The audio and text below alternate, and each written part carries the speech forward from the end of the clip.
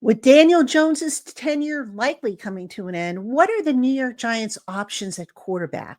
We discuss that and more with special guest Emory Hunt of CBS Sports and Football Game Plan. That's coming your way next on the Locked On Giants podcast.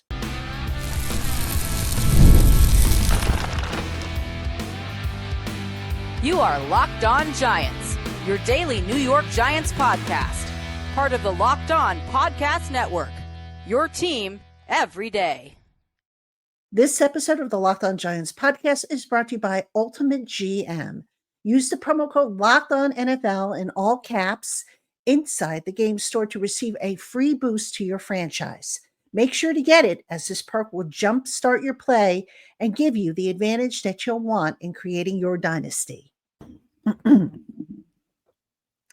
Hello, New York Giant fans, and welcome to another edition of the Locked On Giants podcast, part of the Locked On Podcast family, your team every day. I'm your host, Patricia Trainer, credential member of the New York Giants media for Locked On, as well as for New York Giants on SI, which is where you can find my written work.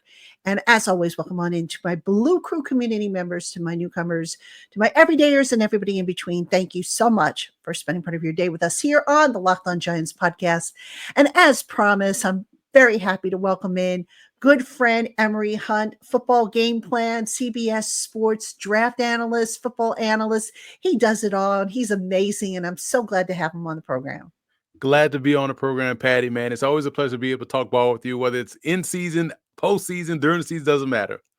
Absolutely, my friend. And we've got a lot to talk about. We've got to talk about the draft, specifically quarterbacks. We'll talk about the Giants and some of the issues they've been having, the ongoing issues. So I think, Emory, let's start there with the Giants. You know, here you are. The Giants are, as we record this, they haven't played the game against the Panthers. Disclaimer there. But still, they've struggled to score despite supposedly a better offensive line, despite a number one receiver, despite, a decent enough running game. It all probably points back to one thing, I would say. Wouldn't you agree? Yeah, and it's been the albatross for this offense, in my opinion, since 2019. And it's the quarterback position. And here's the thing, full disclosure, the last 3 games or so, or even 4 games, Daniel Jones hadn't played bad. He hadn't played spectacular, but he hasn't been the reason why they've lost games. I think what we're seeing now is just the ceiling of what he is as a pro quarterback. And that could be okay. He could be a QB2, but you've seen where the offense has a limit. They can move the ball 20 to 20, but once you get inside the 20, when things tighten up and you have to make tighter decisions, tougher throws, tight window throws, you have to be a little bit more precise. You have to be a little bit more anticipatory. That's where the offense has reached its limit, and teams are able to key in on that, stop the run, and know that they won't get beat with the passing game. So it's unfortunate because it's not like, again, he's playing efficient. He's playing solid. It's just that moving the ball from 20 to 20 is okay for the Giants. They can't strike deep with the big play in the passing game. And that's where another issue has come arise from, over the course of his career, because he doesn't really push the ball deep down the field. But even with the better offensive line that you laid out, a run game that's competent, you have Tyrone Trace, who's been solid, really good as a rookie. They've been able to run the football. We've seen the weapons at receiver when given the opportunity. It's just that once they cross that 20-yard line, things just kind of shut down, and that falls on the quarterback being able to play above the X's and O's. The red zone, of course, being the dead zone for the Giants. But Emory, I want to ask you about the play calling. Brian Daboll took over the play calling this year. What has he changed to bring out the best in Daniel, and where is that falling short? It's something, if you remember, Patty, we talked about this maybe 2 years ago. I think so. That was maybe 3 years ago. So it had to have been Brian Daboll's first year or second year. I think it was the first year because they went to the playoffs. We were at the Jets. It was a Jets-Giants joint practice, and it was a day, the smaller receiver was having I can't remember his name, but he also returned punts. He was having a field day running crossing routes against Sauce Gardner, and he ended up being the leading receiver for the Giants that year. His name slips my mind Wandale? now. No, it was number 80, I believe, or something like that. Okay. He was a punt returner, and he was the shorter Gunnar receiver. Olszewski? Nuh-uh. Oh, All right, and don't come to us. he went off to another team after the season. Oh, Richie James. Richie James, that's who it. So, and you saw the concepts that he was trying to run. Why Richie James was giving a guy like Sauce Gardner some issues, because they was running crossing routes. And we talked about how, in order to have Daniel Jones have success, you want to get the ball out of his hands quickly. The Giants had cultivated a lot of these catch and run guys, guys that can make plays with the ball in their hands. You don't have to worry about getting the ball deep down the field. Then you add a Wan'Dale Robinson who was doing just that, but then he gets hurt. You have guys that can be your catch and run threat. Slayton at the time was the only one that could really get vertical. But if you built around him and put the ball in Saquon's hands in the short, quick passing game, they could make something happen and generate a big play. And that's what Brian Daboll has done this season. You've seen everybody get involved. We saw this during training camp, where we saw Wan'Dale Robinson line up in the backfield. We're seeing now the emergence of Tyrone Tracy. We didn't see a lot of him during training camp because he was still getting acclimated to the playbook. We saw a lot of other backs, but then Tracy ended up being the guy. So now you can get him involved in the passing game. We're seeing how well they've used Theo Johnson, how well they've used Malik Neighbors. They moved him around the formation. So Daboll, I think, is doing a very good job of playing the East-West game before they're trying to attack you going north and south. Because if you miss one of these tackles against a Wan'Dale, against a Tracy, against the Neighbors, against the Slayton, they can go to distance. And that's the key. And so I feel like he's done a solid job calling the plays. And we know what the issue is. It's just that they can't score inside the red zone because the window is a lot smaller, the field is shorter, and things get a lot tighter. Emory, when you look at this Giants offense, and this is a question we've asked the players, we've asked Daboll this, and we haven't really gotten an answer, but what is the identity of this offense? Do they even have an identity, something that they can hang their hat on? That's a great question. I think the identity is that they're going to try to make you make plays in space consistently from a defensive perspective. Can you consistently tackle in space? Can you consistently make a play in space? Because from a Giants perspective, they feel like we got guys that if they break a tackle, if they make one miss, it's a house call or it's a chunk play. And we've seen that manifest itself over the course of the season in some of the big plays they've had with Neighbors, with Wan'Dale, with Tracy, with Slayton, and I think that's the key for the Giants offense. That's the identity. And I feel like that's where you can hang your hat if you're a Giants fan and looking at, well, what can we do? Well, we're trying to, spread you out and attack the individual matchups. And I think that's the biggest identity that I see from an offensive perspective for Big Blue. Emory, again, for those who are watching this, we're recording this before the Carolina game. But that being said, Emory, if the Giants lose to Carolina, you almost got to think about benching Daniel Jones. You've got the injury guarantee. The season is circling the drain and whatnot. If they take that step, and I think it would make the most sense to do it over the bye week. This way you can kind of tweak everything based on whichever quarterback you're going to put in there. Which quarterback makes the most sense out of Tommy DeVito and Drew Lock?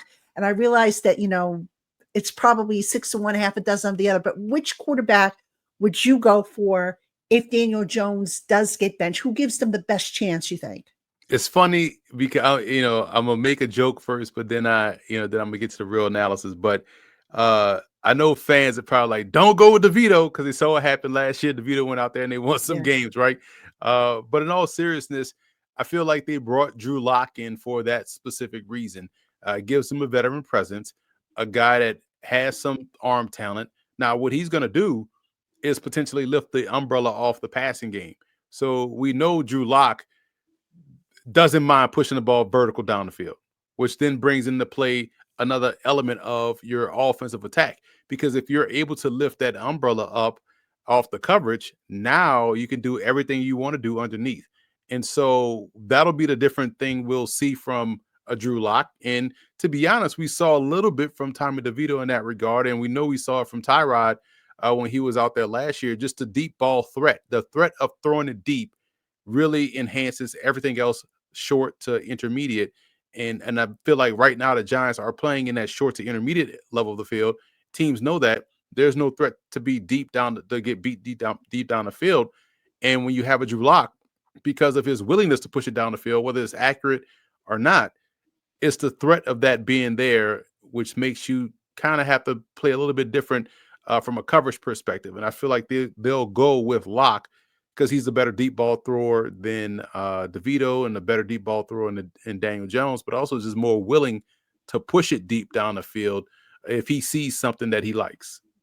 All right, we're speaking with Emory Hunt of CBS Sports, also Football Game Plan. When we come back, we've got more on the Giants offense. Plus, we're going to talk about the quarterbacks in the 2025 draft class, so don't go anywhere. Hey, Giant fans, remember our great partner, Ultimate Pro Football GM? Well, they're back and they've added an amazing new game mode that I need to tell you about. The game that has you step into the shoes of a football franchise GM and lead it to glory now has a new head coach career mode. So, on top of building your dynasty by drafting players, signing free agents, and hiring coaching staff, now you'll also get to call offensive plays during games as well. Additionally, you'll dig the new tools that you can work with, such as individual training camps and upgraded negotiation system. So this fun and realistic game just got a whole lot better. And if you already have it installed, be sure to do an update so that you can try out the new mode. If you don't yet have it, download it right now. It's a must-have for all football fans. I love it, and I know you will too. Ultimate Pro Football GM is completely free, has no ads, and is 100% playable offline. Play on the go as you want and when you want. And here's a special offer for Locked On fans. Use the promo code Locked On NFL, written in all caps, inside the game store to receive a free boost to your franchise. Make sure to get it, as this perk will jumpstart your play and give you the advantage that you'll want in creating a dynasty. To download the game, just visit ultimate-gm.com. That's ultimate-gm.com, or look it up on the app stores. Ultimate Pro Football GM. Start your dynasty today. Hey, Giant fans, get ready to tackle the NFL action with FanDuel, America's #1 sportsbook. Because right now, new customers can bet $5 and get $150 in bonus bets if they win. So when you get a hunch in the middle of a game, you can check out the latest stats, view live play-by-play, and so much more, all on the very same page where you place your bets. Visit FanDuel.com to get started with $150 in bonus bets if you win your first $5 bet. That's FanDuel.com. Never waste a hunch and make every moment more with FanDuel, an official sportsbook partner of the NFL.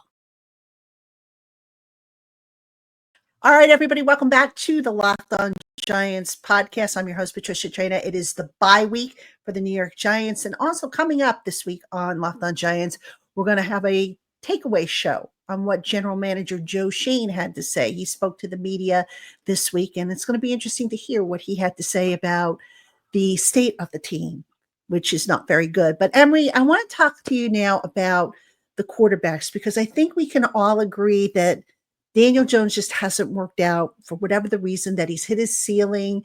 Good guy, works hard. Kudos to him for coming back from the the torn ACL, which, by the way, I think affected his running too, which we'll talk about a little later. But I want to talk about the draft and the quarterbacks in this class. A lot of people are saying there's no clear-cut number one, a guy that you could put a first-round grade on. I know it's early. I think I've spoken to you about this in the past off camera. You told me there are dudes in this class. Tell me about some of the guys that maybe we're not talking enough about that maybe we should be. It's funny because, I'm glad we had this conversation off air, when people say that, what that really means. But I will tell you this, and this has been true since coming into the season. Like my top three quarterbacks in the class, I said this back then, was Shedeur Sanders, Cam Ward, Jalen Milroe. That does not change. And Shedeur is the closest thing we have to Joe Burrow. And I said that 3 years ago when he was at Jackson State. And I'm glad that over the summer, when he was at Big 12 Media Day, someone asked him who he compares his game to. He says Joe Burrow. So it makes sense, because everything that you like about Burrow, you like about Shedeur Sanders. He's calm in the pocket. He's battle tested. He's tough.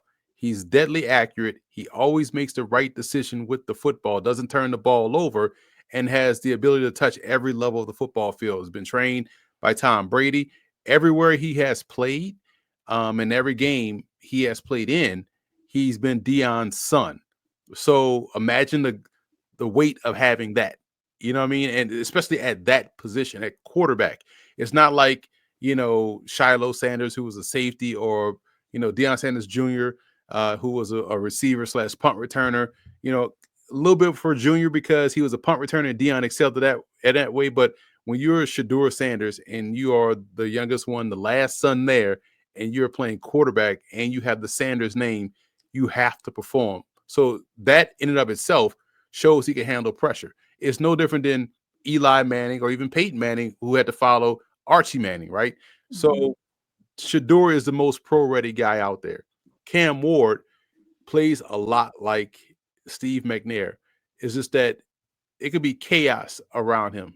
He's the calmest in the pocket, never rattled by pressure. You tune into a Miami game or a Washington State game or an Incarnate Word game, because I talked to him back in 2021 when he was at Incarnate Word, interviewed him for my show, and you never could tell if they're up 20 or down 20, because he is just like same way across, and he's going to play above the X's and O's. I mean, just think about it. If Cam Ward is not on Miami is probably 500 right now.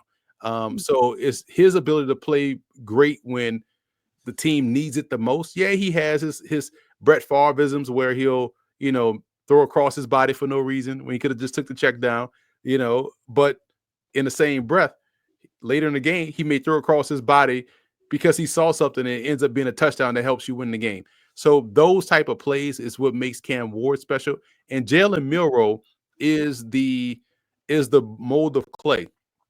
If you talk to me before the 2022 season about, or during the 2022 season about Jalen Milroe, it's like, man, he has a long way to go. Maybe Alabama needs some help there. But then what we saw in 2023, and he gets benched for the South Florida game. They almost lose that one. Then after that game, he comes out and plays like an entirely new quarterback, outplayed Carson Beck in the SEC title game in which Bama won the game.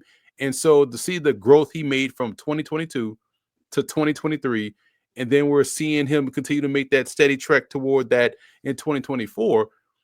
And you look at what Brian Daboll is kind of wanting at the position, someone that's athletic, kind of expand your offense, and someone that has some growth possibilities. Again, you have Daboll being known as the quarterback whisperer and how he was able to help Josh Allen. Well, here's a guy that kind of, is in that mold of a raw player with some athleticism, with some work withable traits that has shown growth in every year. Him in Daboll's hands would be exactly what Daboll would want to show that, hey, I am a good coach. I am a good developer of talent. And this can help this offense really take off. So those three guys can easily be all three fits for the Giants, in my opinion. Assuming, and right now, obviously, we don't know how the draft order is going to stack up. If those three guys are all worthy of first round draft picks, and the Giants are drafting, let's say 6, which means there's going to be at least, several teams above them that need quarterbacks. Who are some of maybe the day 2 guys that we're not talking about that maybe have a chance to increase their stock and could be potential fits for the Giants? That's a tougher question, because now, you have 3 legit blue chip players. And so, okay, if you're looking at this day 2 range of quarterbacks, it's like, man, and we're picking at 6, do we want to move assets to go up and get one of the top 3? Because you got to also factor in a Travis Hunter in this draft class. So let's say he's the number 1 player that pushes down. So now you're dealing with 5 spots, right? Instead of 4 spots instead of 5, because you're picking 6. So, okay, can we get up to, maybe pick 4? And if you're missing out on these top 3 QBs, my suggestion, and this is something that nobody's ever broached, but if you're looking at these are blue chip players and we got to get one of these 3. If we can't, this is what the situation has played out with amongst around the league. Because here's what we now have seen because of injury. Okay, we don't have to reach for one of the top 3 blue chip guys. We don't have to reach for a guy that's not a blue chip player. We just look around the NFL. Look at how well Malik Willis has played. Look at how well the Steelers situation has played out, i.e., the younger one, Justin Fields. So these are 2 young options that are playing behind established veterans. Now, the Steelers situation we don't know yet because neither one are under contract for next season. So you got to figure out which one they're going to keep if they keep both. But if you're the Giants, you can get you a Justin Fields who has proven that he can play well, obviously. And you can also look at the Packers situation. Do they come up off of a Malik Willis who has shown his growth and his leadership and his ability to play well and win games for Green Bay?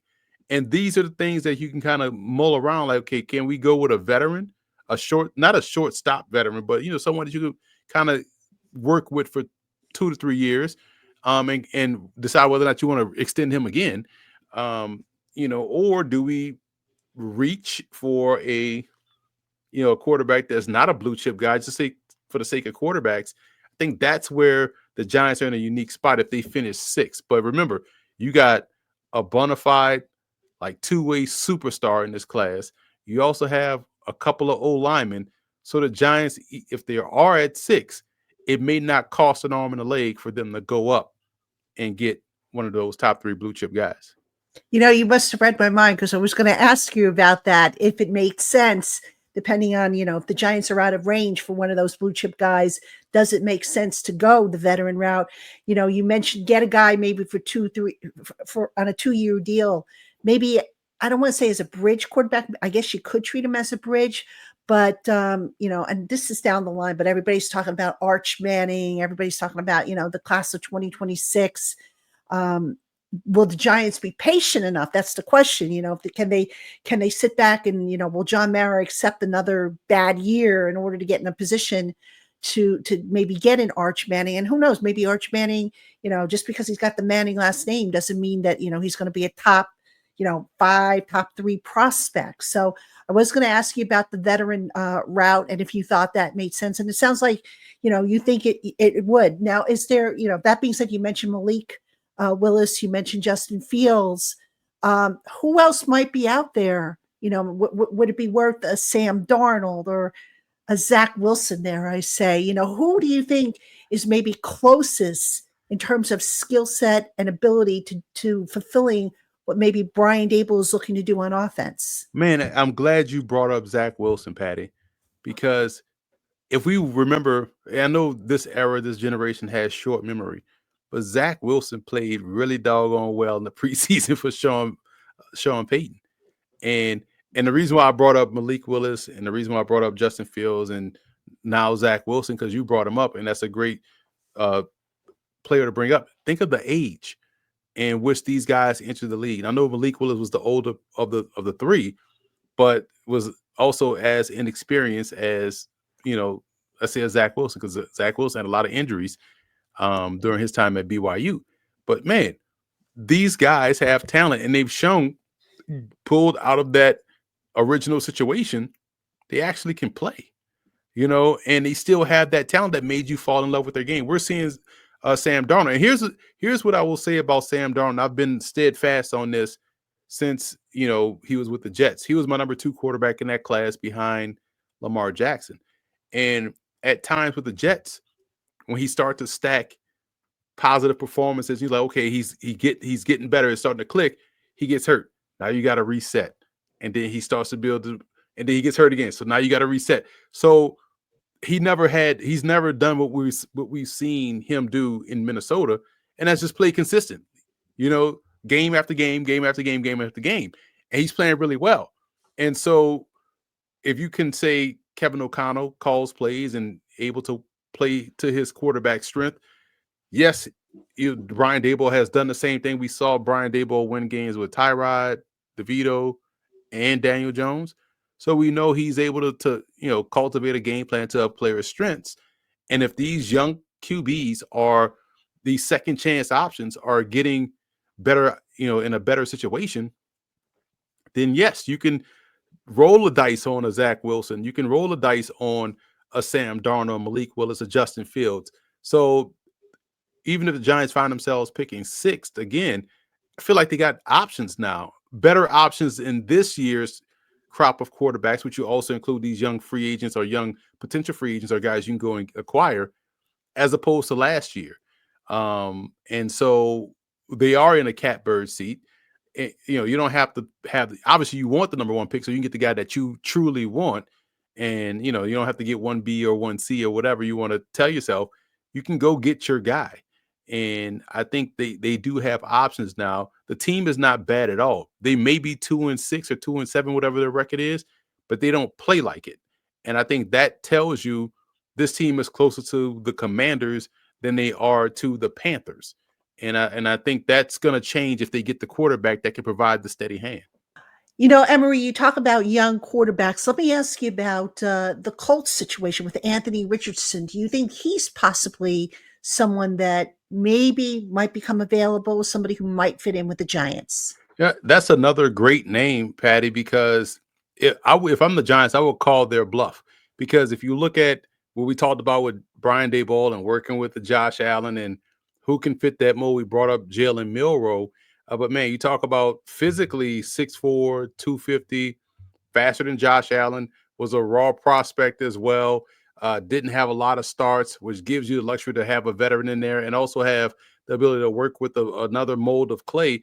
And he has put some good tape out there before as a rookie before he got hurt.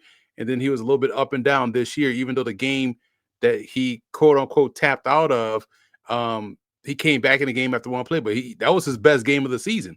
So, they bench him for that.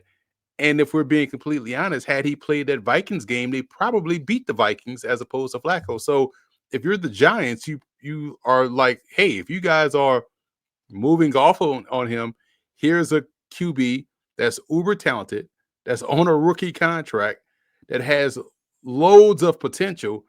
And I, Brian Daboll, am the quarterback whisperer. I finally get my guy.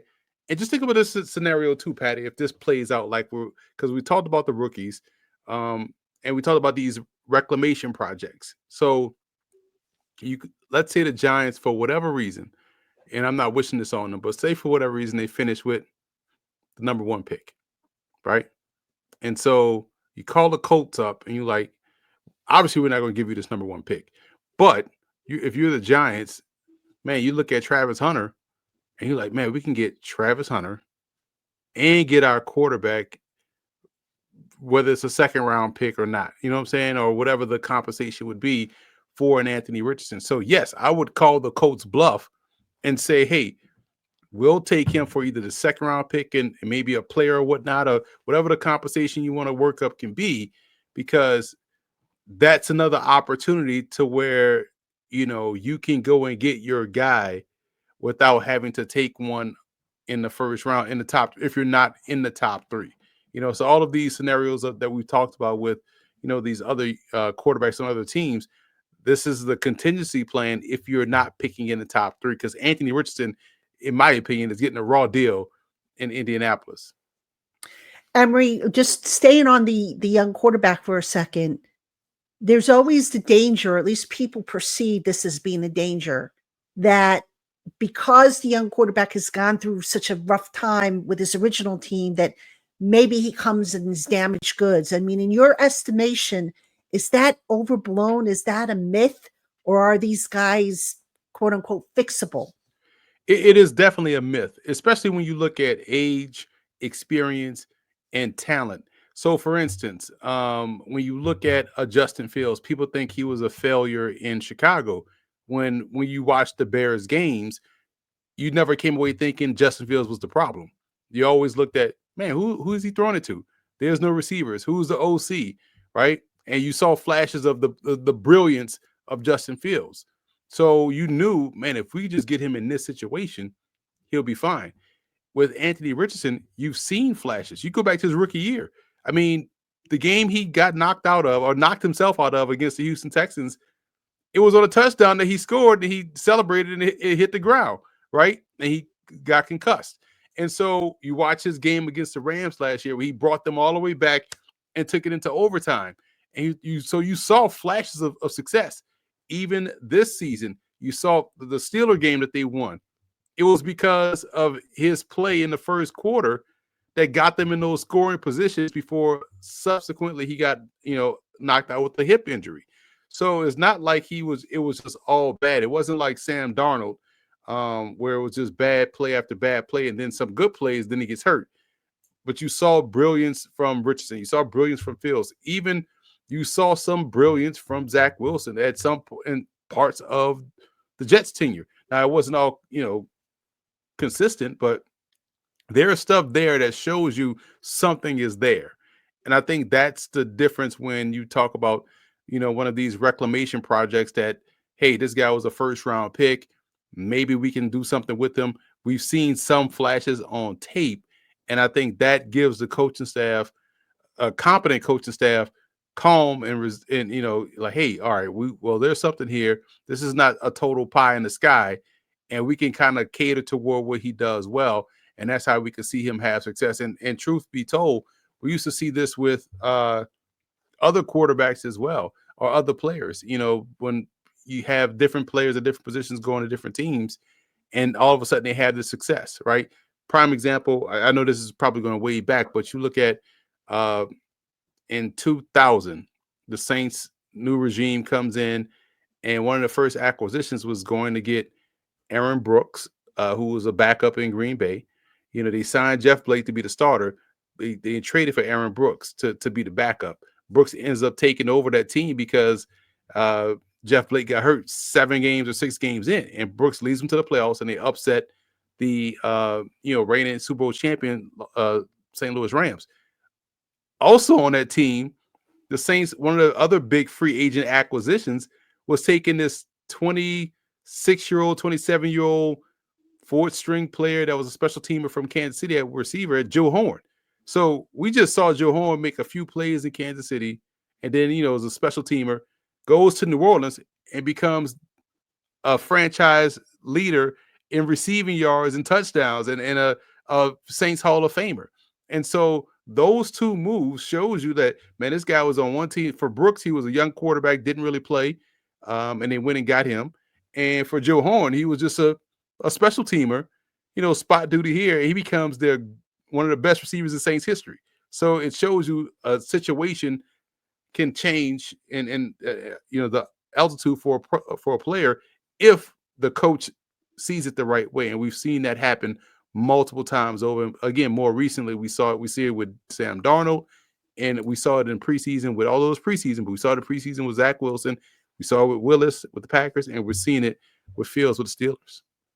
All right, we're talking with Emory Hunt of CBS Sports Football Game Plan. When we come back, we'll wrap up with a few last thoughts on the New York Giants. Don't go anywhere.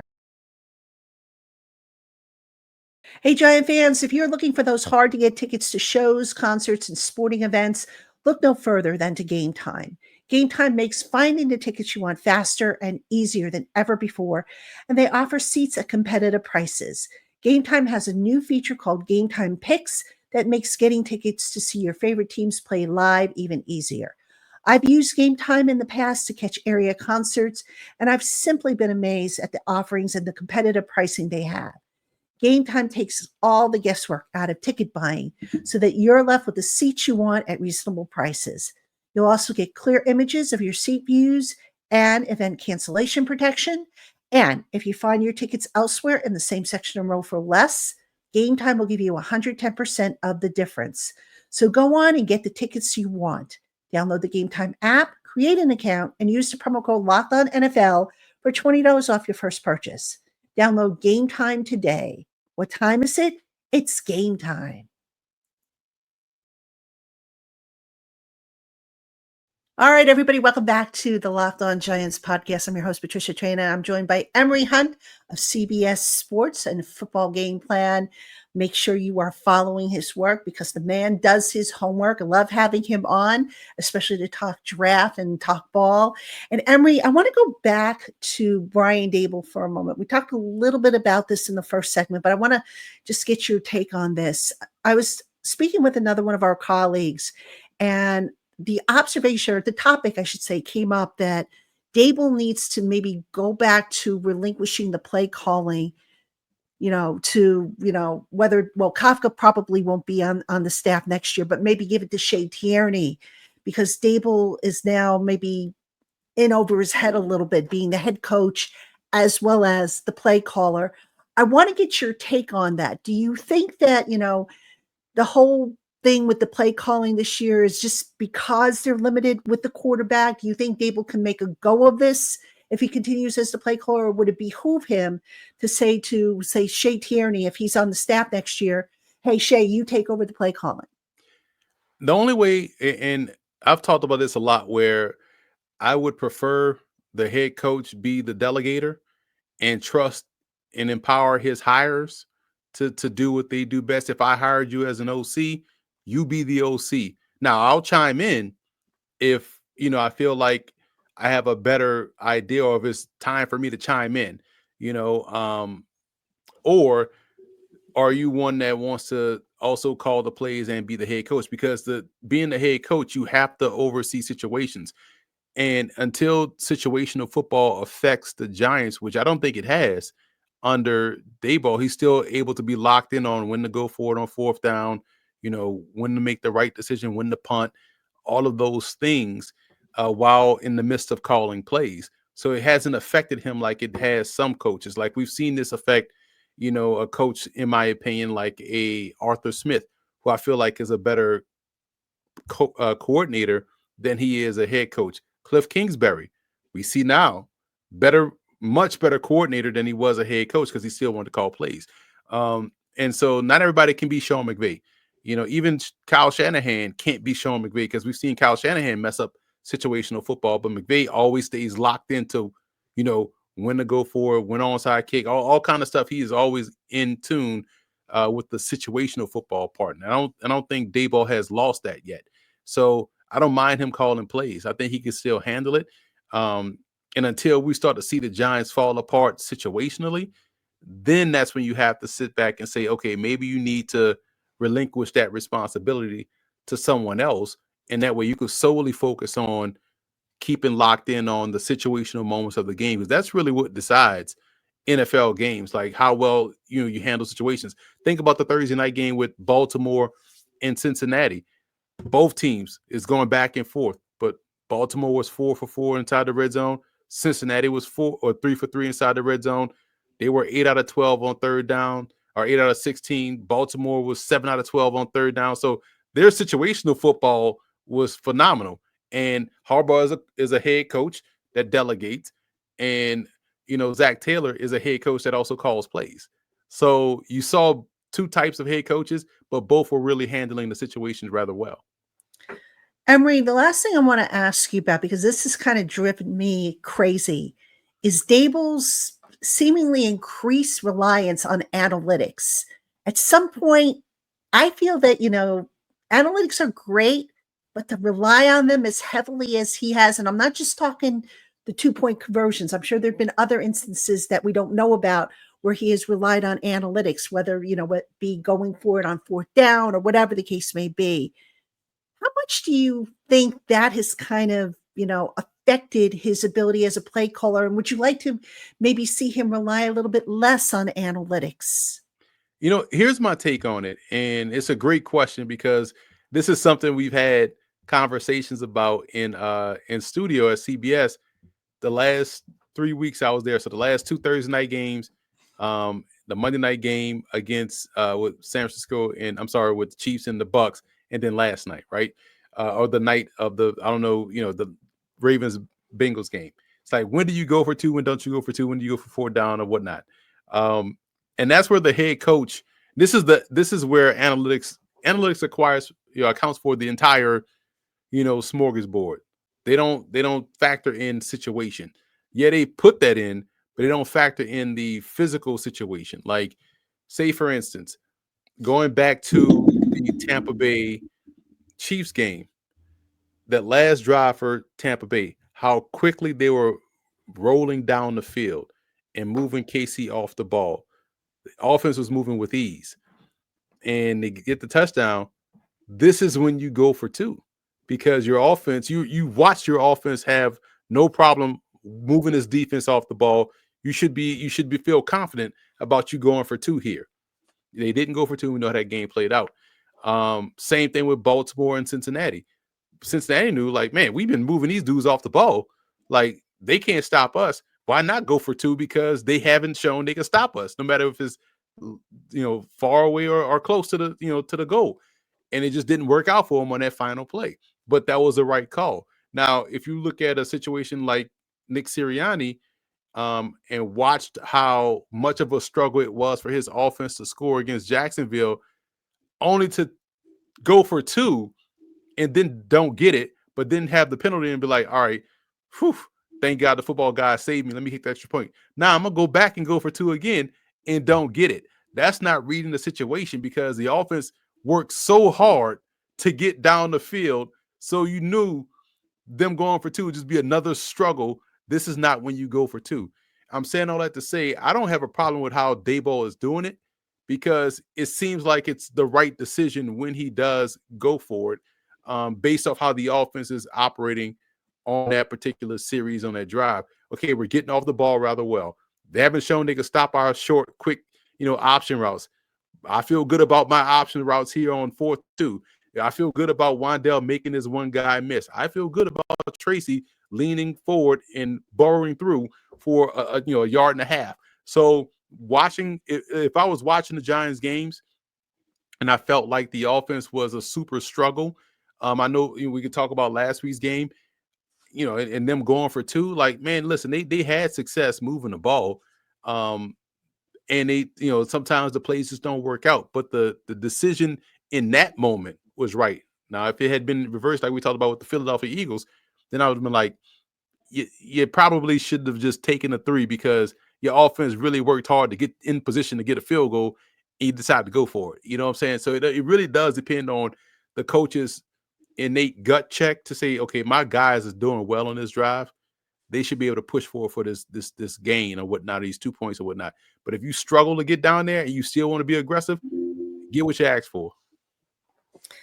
I just assume throw analytics out, and because there comes a time when you just have to use common sense. And what did they do years ago before there was analytics? Even before there was a 2-point conversion. Remember, exactly, we used to have NFL before 2-point conversions.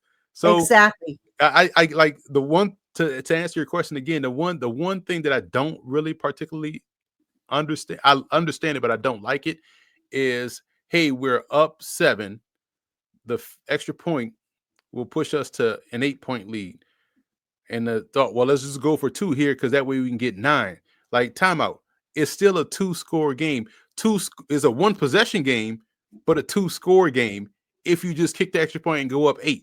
So you lose that advantage. Or if you're up 6 and like, okay, let's go for the field goal here, the 2-point here, instead of get to 8. Like, no, you just lost the advantage, because now they have to score and kick an extra point to beat you when they just could have kicked the extra point to tie. So sometimes you can overthink a simple situation like, man, is a time to be conservative and there's a time to be aggressive. Yeah, well said, my friend. All right, he is Emory Hunt of CBS Sports, also the president of Football Game Plan. They're going to be putting out their draft guide, their annual draft guide, early next year, actually towards the draft, I guess, towards the first week of April. So Emory will have loads of draft content. He's going to get in the lab, do what he does best. He's also going to continue his fine work over on CBS Sports, where he's breaking stuff down every week. Emory, it's always a pleasure to have you on. Thank you so much for joining me today on the Locked On Giants podcast. Anytime, Patty. Thanks for having me on, and I wish you guys the best of luck the rest of the way. Thank you so much, my friend. All right, Giant fans, that's going to do it for us on the Locked On Giants podcast. Again, don't forget to tune in tomorrow. We're going to have the takeaways from Joe Shane's mid-year presser. For Emory Hunt, I'm Patricia Traina. We will see you tomorrow, Giant fans.